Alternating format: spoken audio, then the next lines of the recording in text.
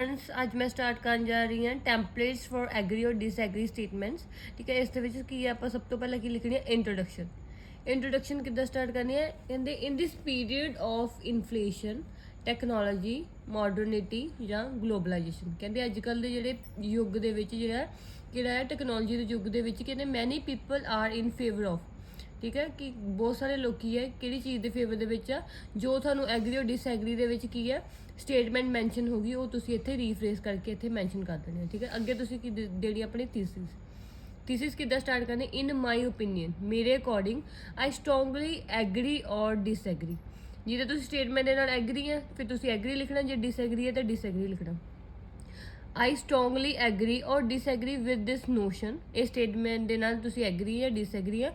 And my opinion will be discussed in the upcoming paragraph with a suitable conclusion.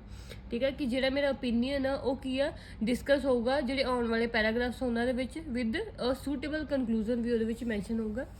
First है हूँ असी start करना BP1। ठीक है, बॉडी पैराग्राफ 1 ये आप स्टार्टिंग कितना करनी है सपोर्टिंग माई एग्रीमेंट और डिसएग्रीमेंट। ठीक है, जो तो स्टेटमेंट मैंशन किया कि तुसी एग्री है फिर तुसी BP1 कि स्टार्ट करना supporting my agreement to the given statement. जे तुसी इत्थे मैंशन किया डिसएग्री तो इत्थे तुसी मैंशन करना supporting my disagreement to the given statement.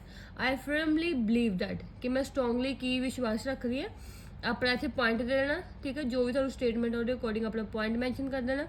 To site an example ये आप कनैक्टर यूज़ करते हैं जो तुम इतने पॉइंट मैंशन किया होना उन्होंने इलैबोरेट करने लिए उन्होंने होर एक्सप्लेन करने के लिए तुसी की है कनैक्टर यूज़ करना टू साइट एन एग्जाम्पल। ठीक है, अपना एक पॉइंट दे देना, सैकेंड पॉइंट देने लिए तुसी की कनैक्टर यूज़ कर सकते हैं, मोर ओवर भी कर सकते हैं, फर्दर मोर भी कर सकते हैं या इन एडिशन टू दिस। ठीक है, अपना नैक्सट पॉइंट मैंशन कर देना फॉर इंस्टेंस तो सैकेंड पॉइंट नू इलैबोरेट इत्थे तुसी देना अपना पॉइंट 1। ठीक है, ये तुसी की देनी ओदी एक्सप्लेनेशन। ये तुसी देना अपना पॉइंट 2 ते ओदी एक्सप्लेनेशन देनी।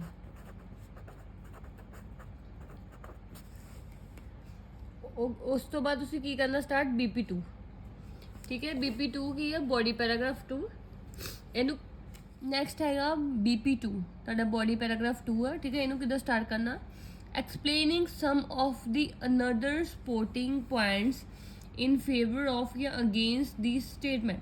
ठीक है, जिद्दां तुसी इस स्टेटमेंट के नाल एग्री है फिर तुसी कहना कि सपोर्टिंग पॉइंट। जे तुसी नहीं एग्री फिर तुसी लिखना explaining some of the another points against this statement. ठीक है, कहते इट इज़ ट्रू डैट कहते एक सच आ इत्थे जो BP2 जो अपना पॉइंट मैंशन करना नैक्सट पॉइंट वो ये दस देना। ठीक है, एज अ रिजल्ट फिर तुसी दसना है कि जो इतने पॉइंट मैंशन किया होना वह रिजल्ट की निकलता पाया है।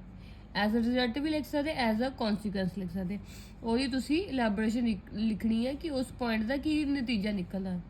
लास्ट है तुहाडा कंक्लूजन। ठीक है, कंक्लूजन किद्दां स्टार्ट करना in conclusion dash question rephrasal again. ठीक है, जी थोड़ी स्टेटमेंट दी होगी इन कंक्लूजन लिखे उन्होंने तुसी की है उस स्टेटमेंट को चेंज करके रीफ्रेस करके इत्थे लिख देना। ठीक है, I believe that aforementioned points are strongly supporting my view points. कहते मैं ये स्ट्रोंगली बिलीव करती कि जो उपर A4 मैंशन पॉइंट दिते हुए उपर पॉइंट्स दिते हुए वो की है मेरे व्यू पॉइंट को की है सपोर्ट करते पे। Thank you so much friends, do like share and subscribe.